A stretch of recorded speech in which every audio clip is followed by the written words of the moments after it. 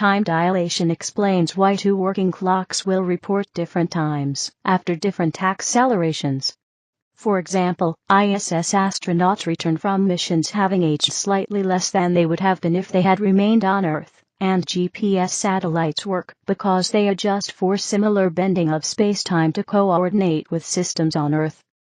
In the theory of relativity, time dilation is an actual difference of elapsed time between two events, as measured by observers, either moving relative to each other, or differently situated from gravitational masses.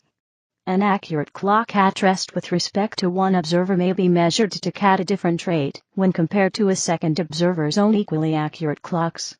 This effect arises neither from technical aspects of the clocks, nor from the fact that signals need time to propagate, but from the nature of space-time itself. Overview. Clocks on the Space Shuttle run slightly slower than reference clocks on Earth, while clocks on GPS and Galileo satellites run slightly faster. Such time dilation has been repeatedly demonstrated, see experimental confirmation below, for instance by small disparities in atomic clocks on Earth and in space. Even though both clocks work perfectly, it is not a mechanical malfunction. The laws of nature are such that time itself, i.e. space-time, will bend due to differences in either gravity or velocity, each of which affects time in different ways. In theory, and to make a clearer example, time dilation could affect planned meetings for astronauts with advanced technologies and greater travel speeds. The astronauts would have to set their clocks to count exactly 80 years, whereas mission control back on Earth might need to count 81 years. The astronauts would return to Earth after their mission, having aged 1 year less than the people staying on Earth. What is more, the local experience of time passing never actually changes for anyone. In other words, the astronauts on the ship as well as the mission control crew on Earth each feel normal, despite the effects of time dilation, i.e., to the traveling party, those stationary are living faster, whilst to those who stood still, their counterparts in motion live slower at any given moment. With technology limiting the velocities of astronauts, these differences are minuscule. After 6 months on the International Space Station, ISS, the astronaut crew has indeed aged less than those on Earth, but only by about 0.007 seconds, nowhere near the 1-year disparity from the theoretical example. The effects would be greater if the astronauts were traveling nearer to the speed of light, approximately 300,000 km/s, instead of their actual speed, which is the speed of the orbiting ISS, about 7.7 km/s. Time dilation is caused by differences in either gravity or relative velocity. Both factors are at play in the case of ISS astronauts, and are actually opposing one another. Relative velocity time dilation.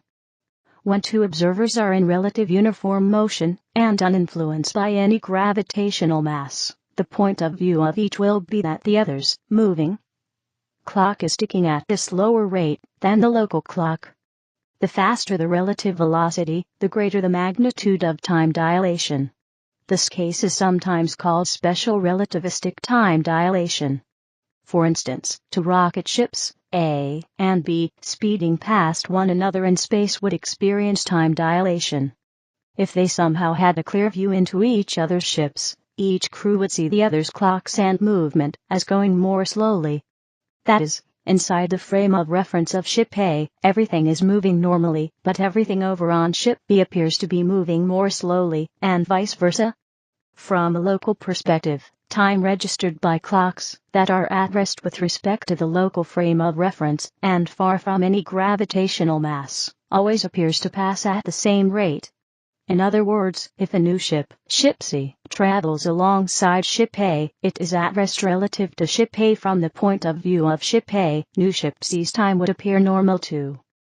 A question arises. If ship A and ship B both think each other's time is moving slower, who will have aged more if they decided to meet up? With a more sophisticated understanding of relative velocity time dilation, the seeming twin paradox turns out not to be a paradox at all. The resolution of the paradox involves a jump in time as a result of the accelerated observer turning around. Similarly, understanding that wind paradox would help explain why astronauts on the ISS age more slowly, e.g. 0.007 seconds behind for every 6 months, even though they are experiencing relative velocity time dilation. Gravitational time dilation. Gravitational time dilation is at play for ISS astronauts too, and it has the opposite effect of the relative velocity time dilation. To simplify, velocity and gravity each slow down time as they increase. Velocity has increased for the astronauts, slowing down their time, whereas gravity has decreased, speeding up time. The astronauts are experiencing less gravity than on Earth. Nevertheless, the ISS astronaut crew ultimately end up with slower time, because the two opposing effects are not equally strong. The velocity time dilation, explained above, is making a bigger difference and slowing down time.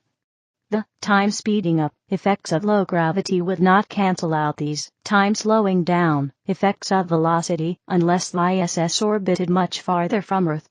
The key is that both observers are differently situated in their distance from a significant gravitational mass. The general theory of relativity describes how, for both observers, the clock that is closer to the gravitational mass, i.e., deeper in its gravity well, appears to go more slowly than the clock that is more distant from the mass. This effect is not restricted to astronauts in space. A climber's time is passing slightly faster at the top of a mountain, a high altitude, farther from the Earth's center of gravity, compared to people at sea level.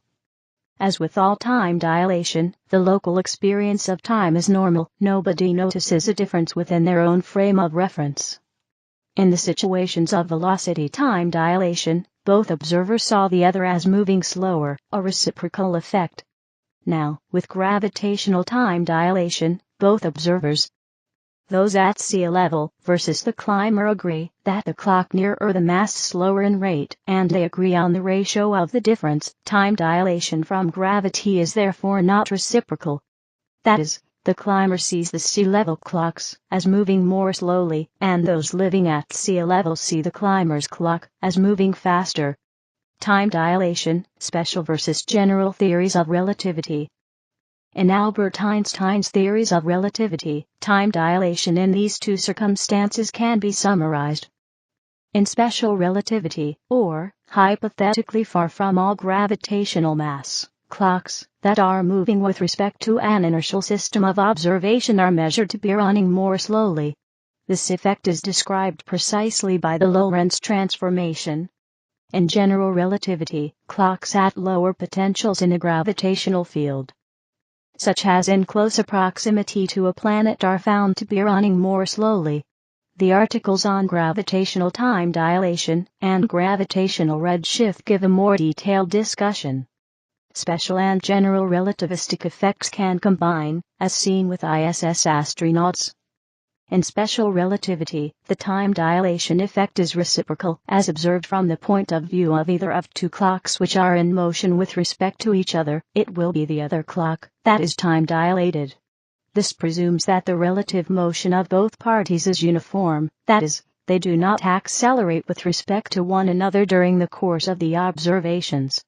In contrast, gravitational time dilation, as treated in general relativity, is not reciprocal. An observer at the top of a tower will observe that clocks at ground level tick slower, and observers on the ground will agree about the direction and the ratio of the difference.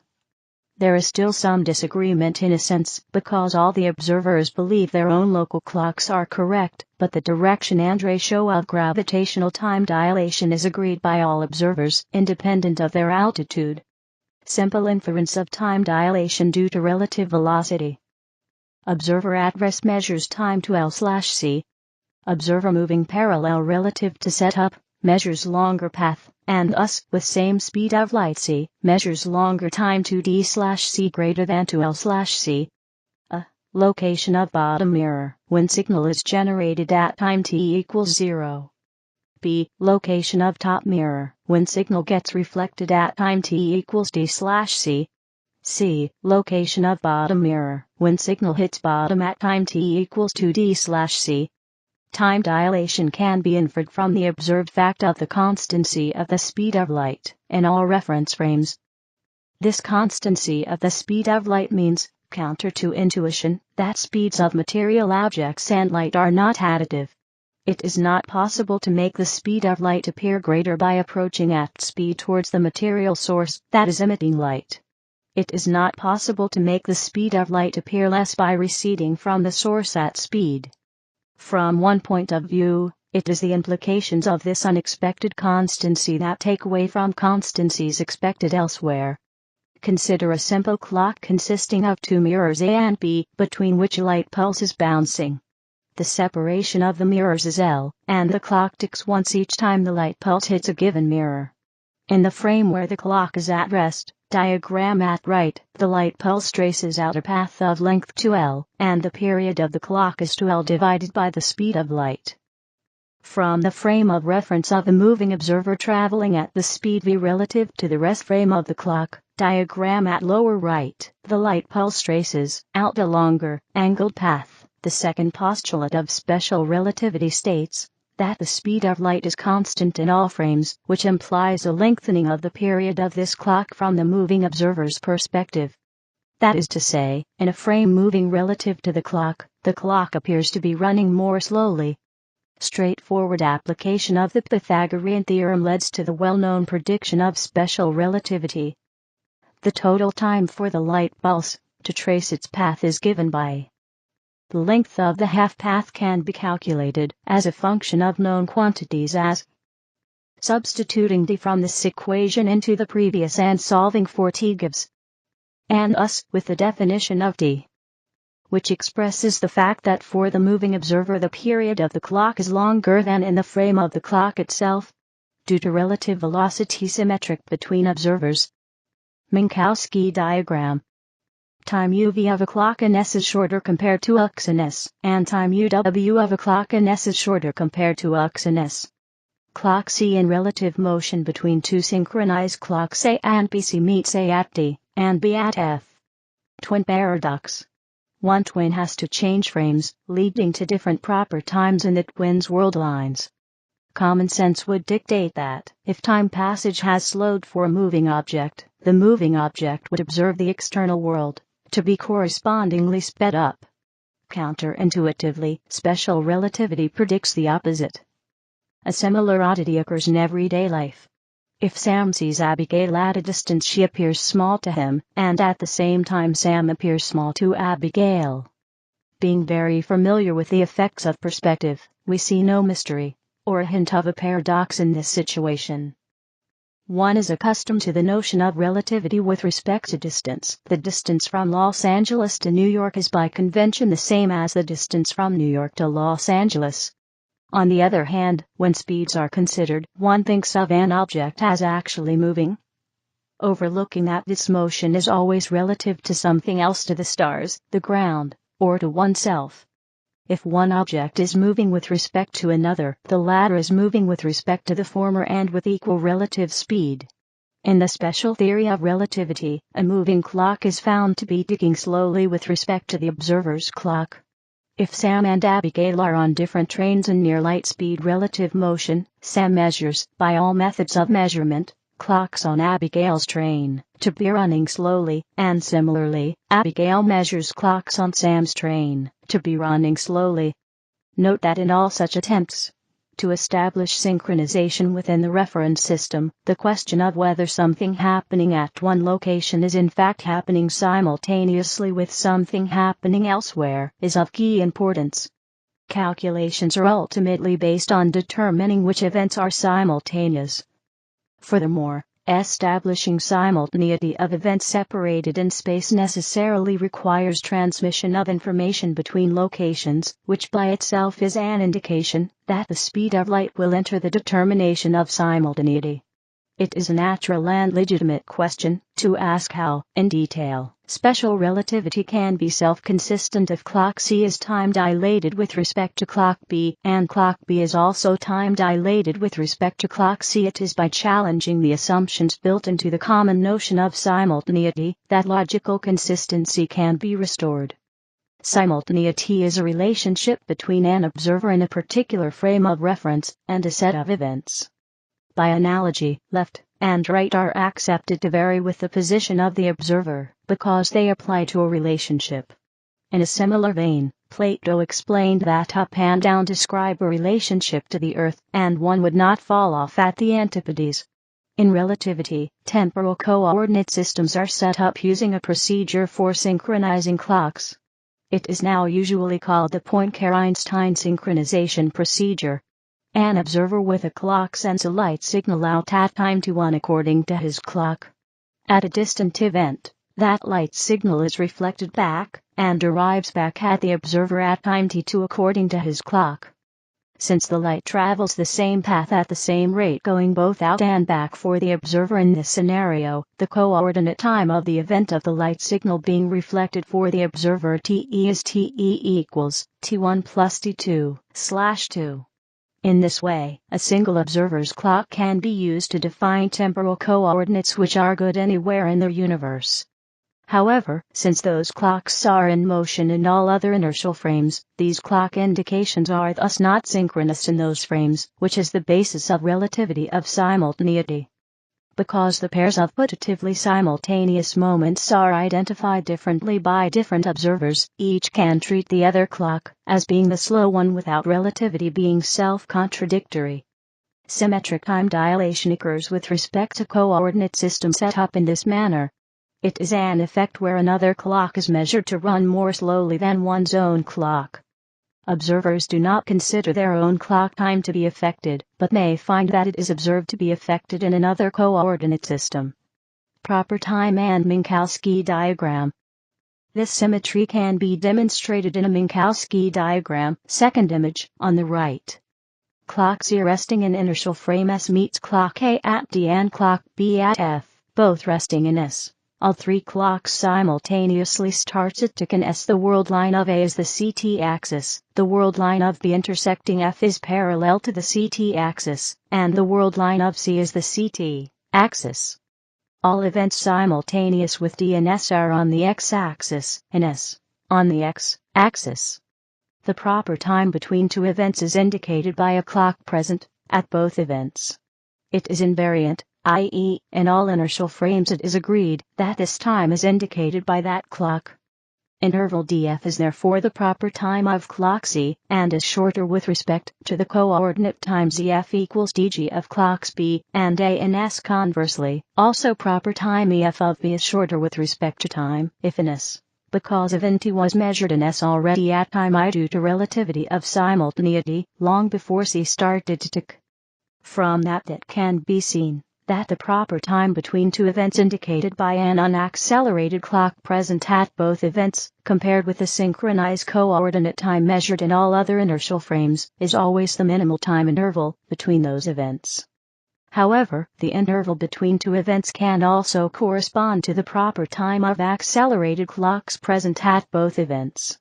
Under all possible proper times between two events, the proper time of the unaccelerated clock is maximal, which is the solution to the twin paradox. Overview of formulae. Time dilation due to relative velocity. Lorentz factor as a function of speed in natural units, where c equals 1. Notice that for small speeds, less than 0.1 is approximately 1.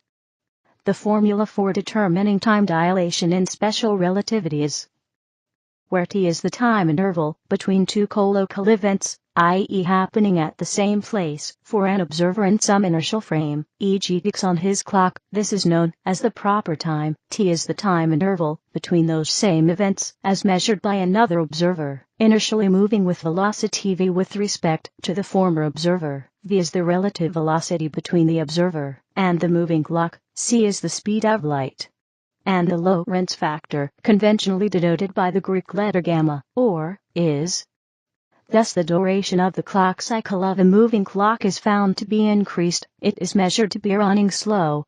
The range of such variances in ordinary life, where Vc, even considering space travel, are not great enough to produce easily detectable time dilation effects. And such vanishingly small effects can be safely ignored for most purposes. It is only when an object approaches speeds on the order of 30,000 km/s/(1/10 the speed of light that time dilation becomes important. Time dilation by the Lorentz factor was predicted by Joseph Larmor, 1897, at least for electrons orbiting a nucleus. Thus individual electrons describe corresponding parts of their orbits in times shorter for the rest system, in the ratio Larmor 1897. Time dilation of magnitude corresponding to this Lorentz factor has been experimentally confirmed, as described below. Time dilation due to gravitation and motion together.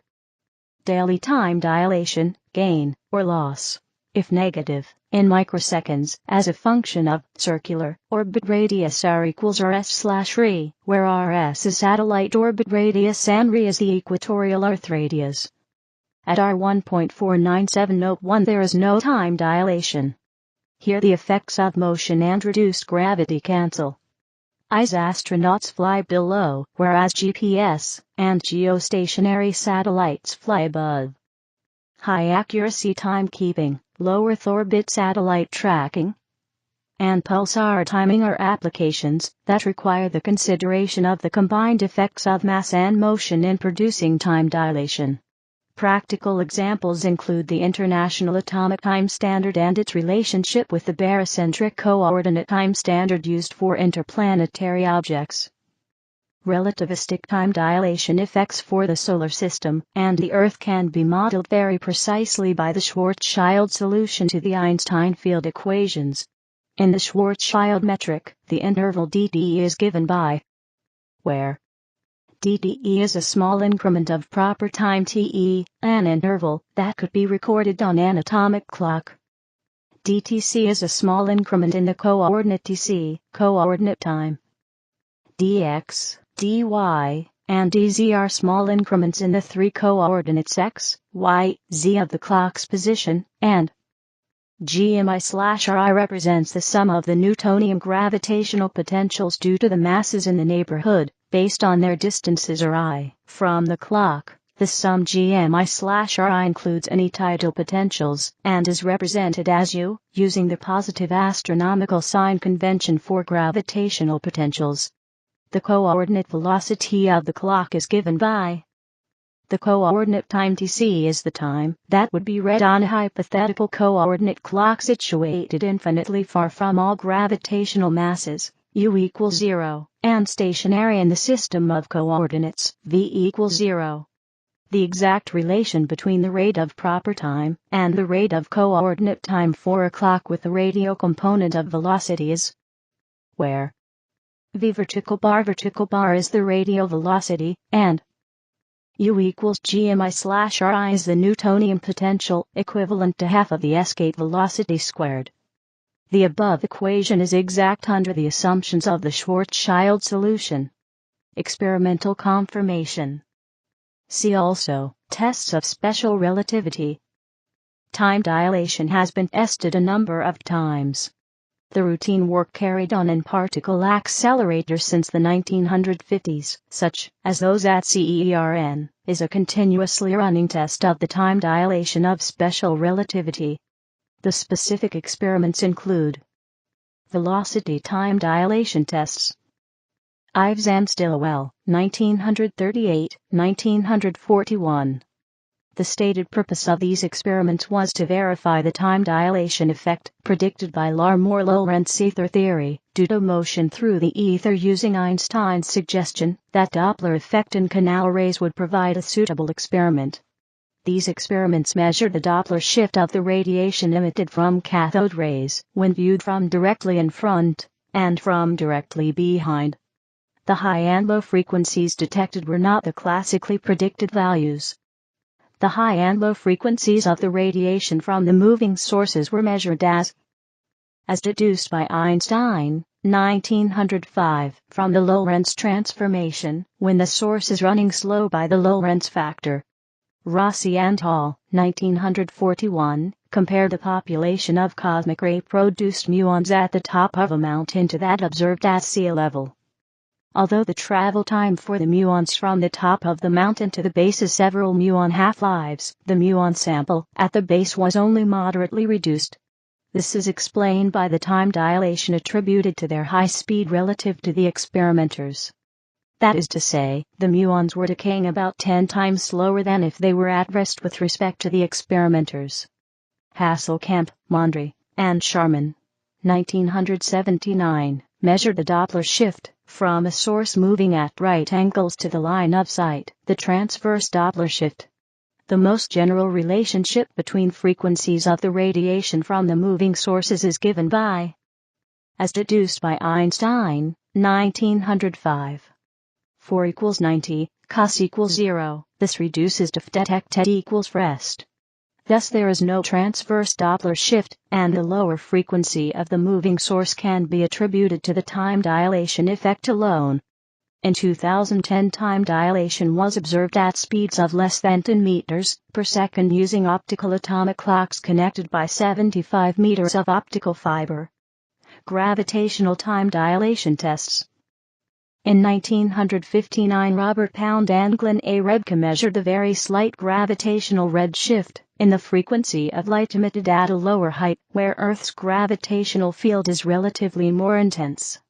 The results were within 10% of the predictions of general relativity. In 1964, Pound and J. L. Snyder measured a result within 1% of the value predicted by gravitational time dilation. See Pound-Rebka experiment. In 2010, gravitational time dilation was measured at the Earth's surface, with a height difference of only 1 meter, using optical atomic clocks. Velocity and gravitational time dilation combined effect tests. Hayfield and Keating. In 1971, flew cesium atomic clocks east and west around the Earth in commercial airliners, to compare the elapsed time against that of a clock that remained at the U.S. Naval Observatory. Two opposite effects came into play. The clocks were expected to age more quickly, show a larger elapsed time, than the reference clock, since they were in a higher, weaker, gravitational potential for most of the trip, cf. Pound-Rebka. But also, contrastingly, the moving clocks were expected to age more slowly because of the speed of their travel. From the actual flight paths of each trip, the theory predicted that the flying clocks, compared with reference clocks at the U.S. Naval Observatory, should have lost 40-23 nanoseconds during the eastward trip, and should have gained 275-21 nanoseconds during the westward trip. Relative to the atomic timescale of the U.S. Naval Observatory, the flying clocks lost 59-10 nanoseconds during the eastward trip, and gained 273-7 nanoseconds during the westward trip, where the error bars represent standard deviation. In 2005, the National Physical Laboratory in the United Kingdom reported their limited replication of this experiment. The NPL experiment differed from the original in that the cesium clocks were sent on a shorter trip, London-Washington, D.C. return, but the clocks were more accurate. The reported results are within 4% of the predictions of relativity, within the uncertainty of the measurements. The global positioning system can be considered a continuously operating experiment in both special and general relativity.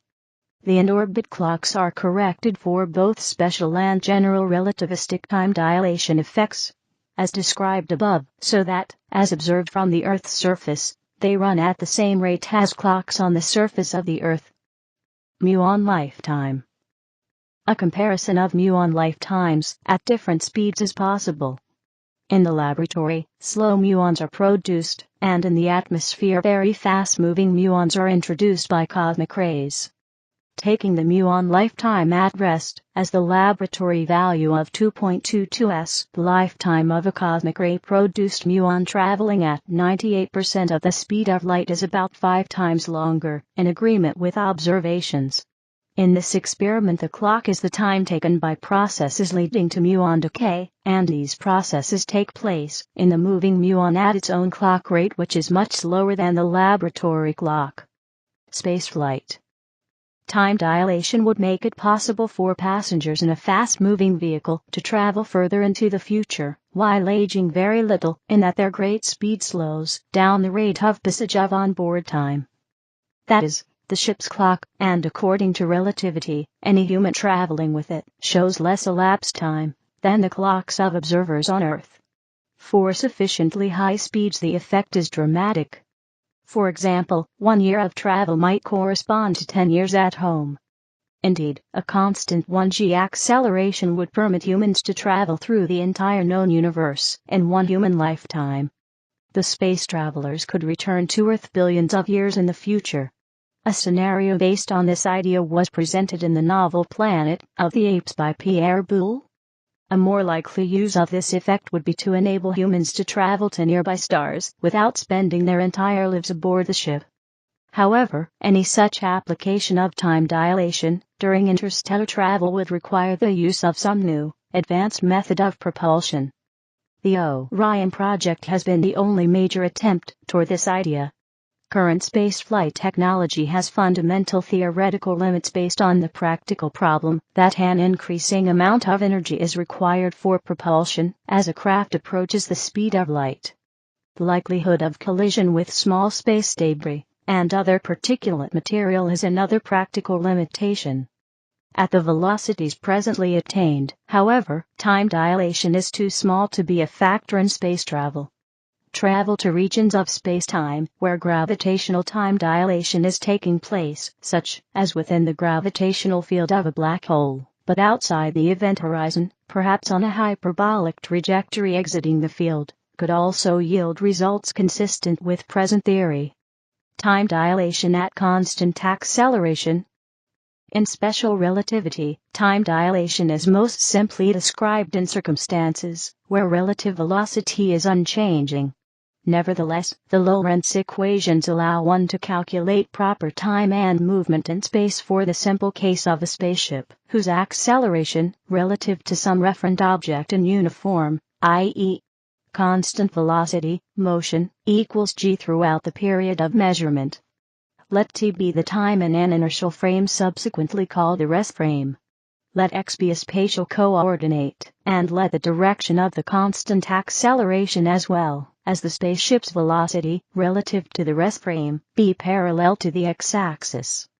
Assuming the spaceship's position at time t equals 0 being x equals 0, and the velocity being v0, and defining the following abbreviation. The following formulas hold. Position, velocity, proper time. In the case where v0 equals v0 equals 0 and 0 equals 0 equals 0, the integral can be expressed as a logarithmic function, or, equivalently, as an inverse hyperbolic function. Space-time geometry of velocity time dilation. Time dilation in transverse motion. The green dots and red dots in the animation represent spaceships. The ships of the Green Fleet have no velocity relative to each other, so for the clocks on board the individual ships the same amount of time elapses relative to each other, and they can set up a procedure to maintain a synchronized standard fleet time. The ships of the Red Fleet are moving with a velocity of 0.866 c with respect to the Green Fleet. The blue dots represent pulses of light. One cycle of light pulses between two green ships takes 2 seconds of green time, 1 second, for each leg. As seen from the perspective of the reds, the transit time of the light pulses they exchange among each other is 1 second, of red time for each leg. As seen from the perspective of the greens, the red ship's cycle of exchanging light pulses travels a diagonal path, that is 2 light seconds long. As seen from the green perspective, the reds travel 1.73 light seconds of distance for every 2 seconds of green time. One of the red ships emits a light pulse towards the greens every second of red time. These pulses are received by ships of the Green Fleet with 2-second intervals as measured in green time. Not shown in the animation is that all aspects of physics are proportionally involved. The light pulses that are emitted by the reds at a particular frequency, as measured in red time, are received at a lower frequency, as measured by the detectors of the Green Fleet that measure against green time, and vice versa. The animation cycles between the green perspective and the red perspective to emphasize the symmetry. As there is no such thing as absolute motion in relativity, as is also the case for Newtonian mechanics, both the green and the red fleet are entitled to consider themselves motionless in their own frame of reference. Again, it is vital to understand that the results of these interactions and calculations reflect the real state of the ships, as it emerges from their situation of relative motion. It is not a mere quirk of the method of measurement or communication.